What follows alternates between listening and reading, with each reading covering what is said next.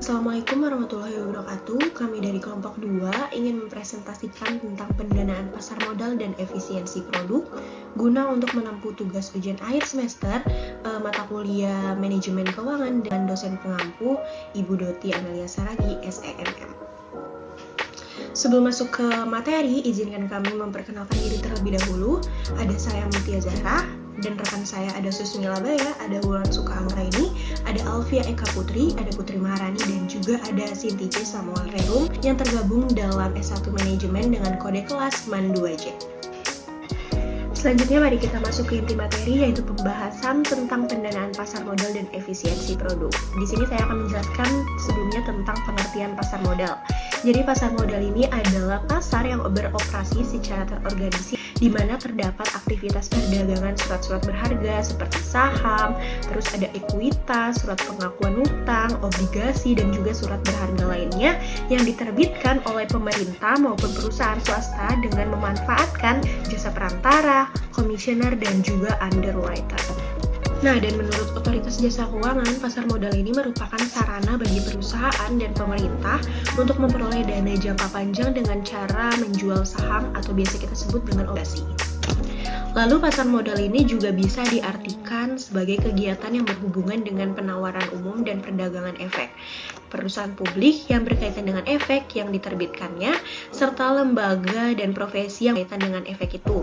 Dan pasar modal ini menyediakan berbagai alternatif bagi para investornya selain alternatif investasi, seperti kayak menabung di bank, membeli emas, asuransi, tanah, bangunan, dan semacamnya. Perkenalkan, nama saya Alfia Putri. Di sini saya akan menjelaskan sejarah pasar modal berdasarkan buku Effect 10 Years yang dikeluarkan oleh Arranging for the Effect Handle pada tahun 1939. Transaksi efek telah berlangsung sejak tahun 1880. Baru pada tahun 1912, tepatnya pada tanggal 14 Desember, Amsterdam Effectenbeurs membuka cabang bursa efek untuk pertama kalinya di Indonesia yang bertempat di Jakarta. Agar proses pembangunan bisa berjalan dengan baik, maka pemerintah kolonial Belanda tentu saja membutuhkan modal.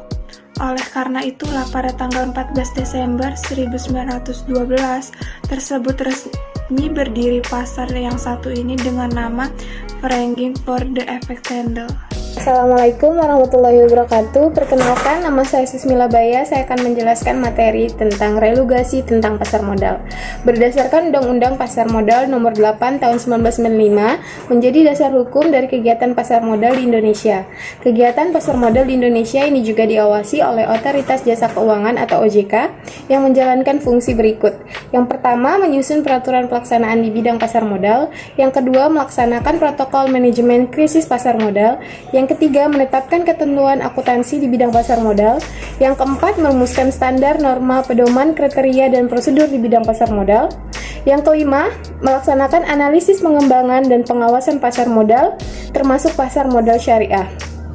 Yang keenam, melaksanakan penekanan hukum di bidang pasar modal. Yang ketujuh, menyelesaikan keberatan yang diajukan oleh pihak yang dikenakan sanksi oleh OJK, bursa efek, lembaga clearing dan penjamin, dan lembaga penyimpanan dan penyelesaian. Yang kedelapan, merumuskan prinsip-prinsip pengelolaan investasi, transaksi, dan lembaga efek, dan tata kelola emiten dan perusahaan publik. Yang kesembilan, melakukan pembinaan dan pengawasan terhadap pihak pemberoleh izin usaha, persetujuan, pendaftaran dari OJK dan pihak lain yang bergerak di bidang pasar modal. Yang terakhir, yang ke-10, memberikan perintah tertulis menunjuk dan atau menetapkan pengguna pengelolaan sumber statuter terhadap pihak atau lembaga jasa keuangan yang melakukan kegiatan di bidang pasar modal dalam rangka mencegah dan mengurangi kerugian konsumen, masyarakat, dan sektor jasa keuangan.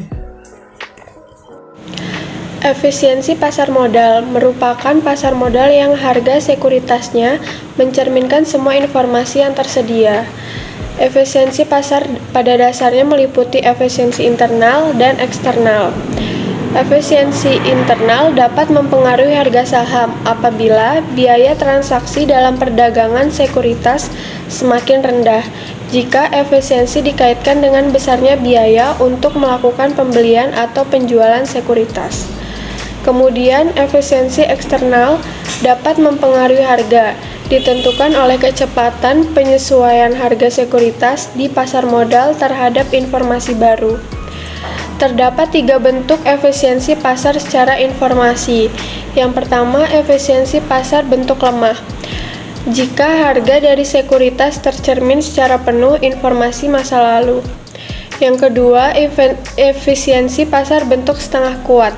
Jika harga sekuritasnya secara penuh mencerminkan semua informasi yang dipublikasikan. Ketiga, efisiensi pasar bentuk kuat. Jika harga sekuritas secara penuh tercerminkan semua informasi yang tersedia termasuk informasi privat.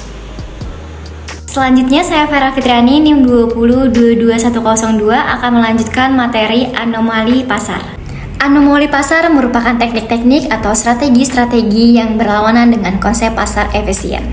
Suatu peristiwa atau event dapat dimanfaatkan untuk memperoleh abnormal return. Dengan kata lain, seorang investor dimungkinkan untuk memperoleh abnormal return dengan mengandalkan suatu peristiwa tertentu.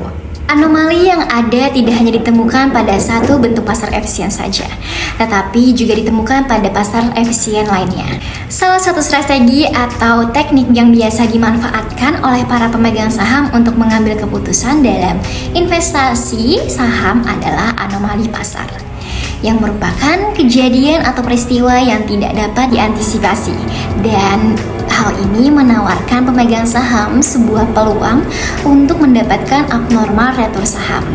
Pemegang saham yang dimungkinkan untuk memperoleh abnormal return saham yang positif dengan mengandalkan sebuah peristiwa atau event tertentu. Namun anomali pasar sangat bertentangan dengan IMH.